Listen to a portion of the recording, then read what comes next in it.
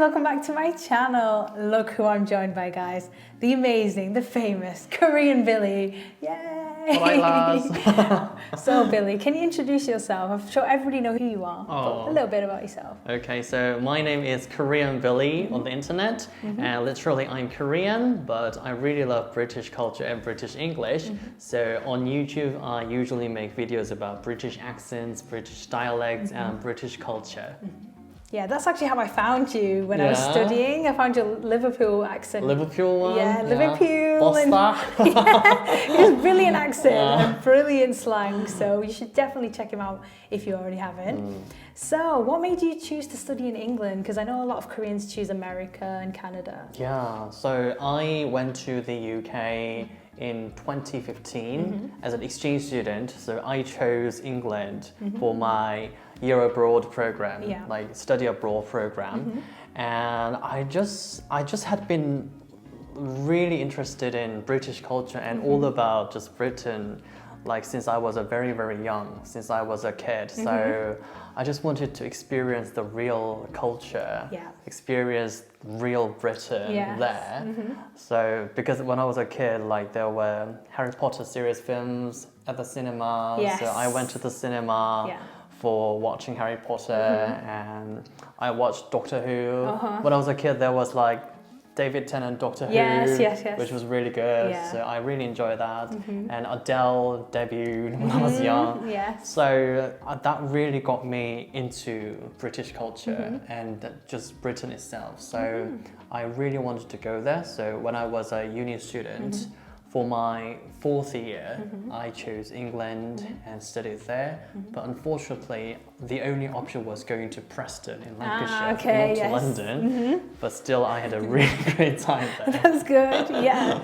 Because I was at uni and we were probably there at similar times. Because I graduated in 2015. But I definitely found you maybe 2014, 15. We could have like bumped into each other in Liverpool. In Liverpool, because I was in Ormskirk and you were in Preston. Very close together. Yeah, so you were only there for 1 year then? Actually half a year. Yeah, I spent one semester there, and I just experienced Britain to the fullest while that time. Oh, that's good. Yeah, because I always wondered like how long you actually stayed in the UK, because your accent is very British for a Korean person. It's very good. So I was always wondering, what would be your top 3 places in the UK that you visited? You don't have to say England if it's not. Any places in the UK. Okay, so sorry Preston, but definitely not Preston. Preston was so small for me. Yes. I mean, I would say London is good, but other than London, for 3 places, I would say York is really good. Yeah, York is literally in Yorkshire. York was so impressive to me. It's very historical, isn't it? You can see a lot of historical things, and even Diagon Alley was based off a street in York. So York, like people are really nice there. I mean, the vibe itself was really just warm and nice, green with spectacular architects. I really loved York and Edinburgh as well in Scotland. Yeah, Edinburgh. It just looks like a film set. Yeah, the whole city looks like a film set. So Edinburgh. So when I go to Edinburgh, I just feel like I'm just in a medieval time and just in the Harry Potter set. So Edinburgh was really good as well. What else could it be? I would say there are so many cities, and I've just traveled a lot all around the UK, and all cities were very good. But for the last one, I would say Bristol is really good as well. That's because I found Bristol so youthful. So as a young person, that was such a great place to just hang out and just chill out as well. So Bristol was very nice as well. Okay, nice. So you're saying York, Edinburgh, Bristol. Have you been to all of them? I have not. I have not been to. That's why you kind of like weirdly just smile. I was like, they're great places. I have no idea. No, but I've heard Edinburgh's beautiful, because I've been to Scotland, but I went to the Highlands. So I went to like the Loch Ness and all that. I did that, but I've heard Edinburgh's so beautiful. And my sister's been a few times, so I always see her pictures. And Bristol, everyone talks about Bristol and says it's really nice. And it's always one of those, oh, I'll go there. I'll go with that. And obviously Manchester was also very nice, but because I was based in Preston, I just went to Liverpool and Manchester so many times. Yeah, you kind of, the novelty wears off. Yeah, so to pick three, I mean, those three would be them. The top three. So what advice would you have for like any Koreans or people going to study in the UK? Is there anything they should know? Or about the UK? About, studying in the UK. Studying in the UK, wow. I think for me, when you because I went to Northern England, like that was the very first time I heard the Northern accent. Yeah. So I was like very, very shocked by the Northern accent. I couldn't understand at all. Yeah. That even though I studied a lot, I studied English a lot before going there. Yeah. But I was like so astonished by the Northern accent. So that was the moment I kind of realized that there is more than one British English. Yes.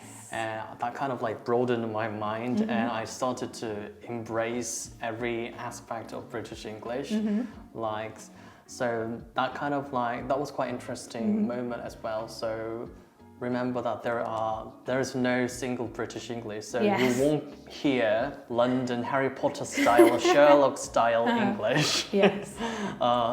So bear that in mind. And also, let me think. Like when it comes to like living cost as well, I think in England or in the UK, you can save money, but I mean, it can be very cheap and it can be very expensive at the same time. So because I was just a student, I didn't really have a lot of money. So sometimes I really had to save money.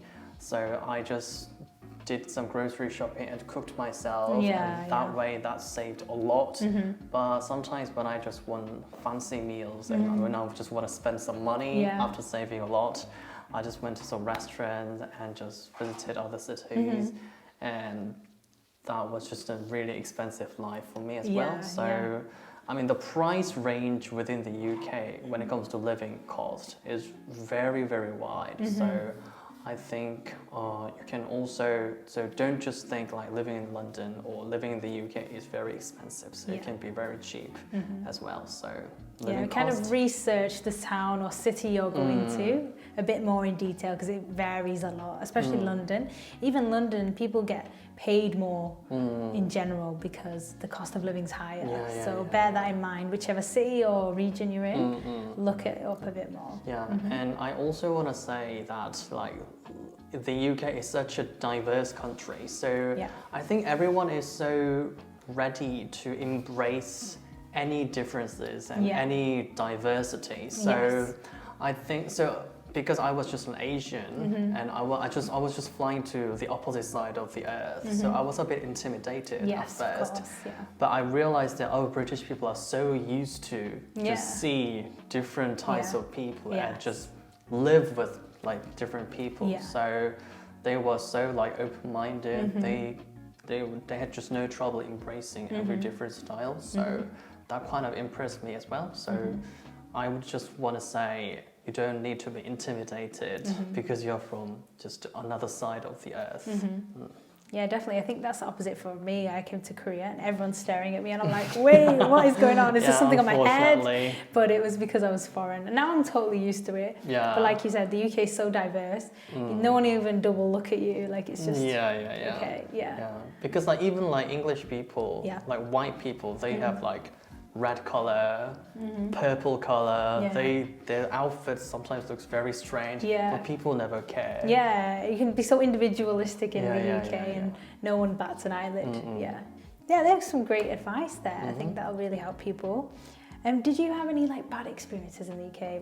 Any discrimination or anything? Even though you just said it's very diverse and accepting, but did you still experience anything?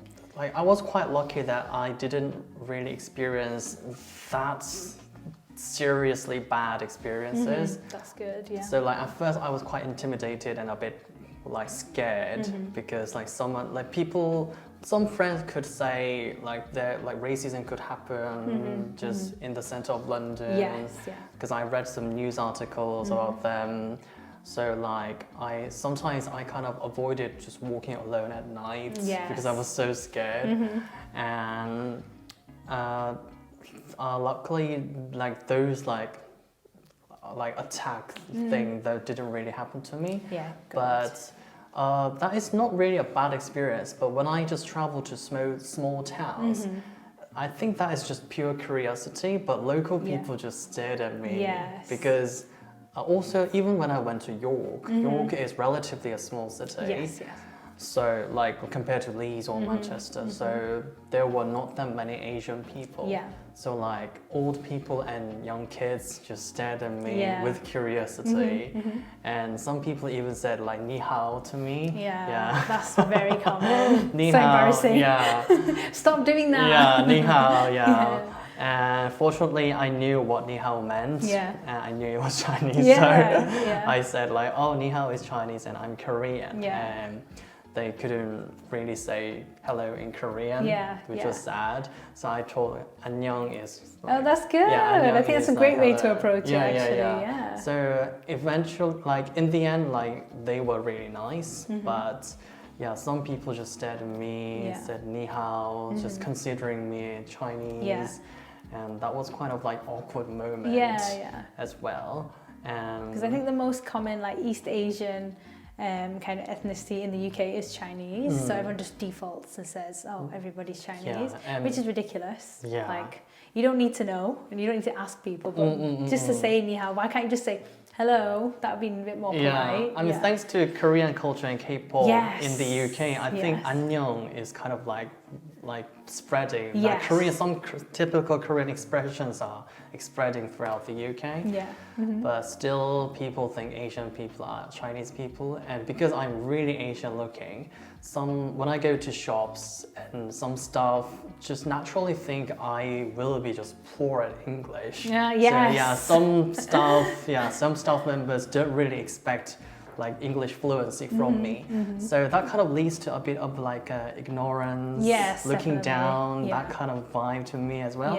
But when I just speak in English, they kind of get surprised and oh wow, for an Asian. Exactly. Nice English for an Asian. And they continue. I think that's definitely common, especially the more outskirts you go, so if you're more countryside, because they're not used to seeing foreign people, and even though they know foreign people exist on TV shows, blah blah blah, and whatever, they still will stare because they've never seen it in their city or their town. So that definitely happens. Even for me, I'm British born. If I go to the countryside, I'll get people staring at me, and I'm like, oh, because of the skin color and my hair, and I'm like, I'm British, but they don't know. And then if I start speaking, they'll be like, oh, okay. But I understand that definitely happens. So be better in the UK, please. It definitely happens, but it's never really that malicious. So I'm really glad you didn't experience that. So now I'm going to test you on some slang words. Oh, okay. Billy has amazing videos on UK dialects and slang. I want to see if I can catch him out. Like, does he know some of these phrases or not? Because we just did a Manchester video together on Billy's channel, but I want to see if you know these ones, because this is general. This is not Manchester now. This is just general UK slang. Okay. So let me see if I can catch you out. Okay. I'm very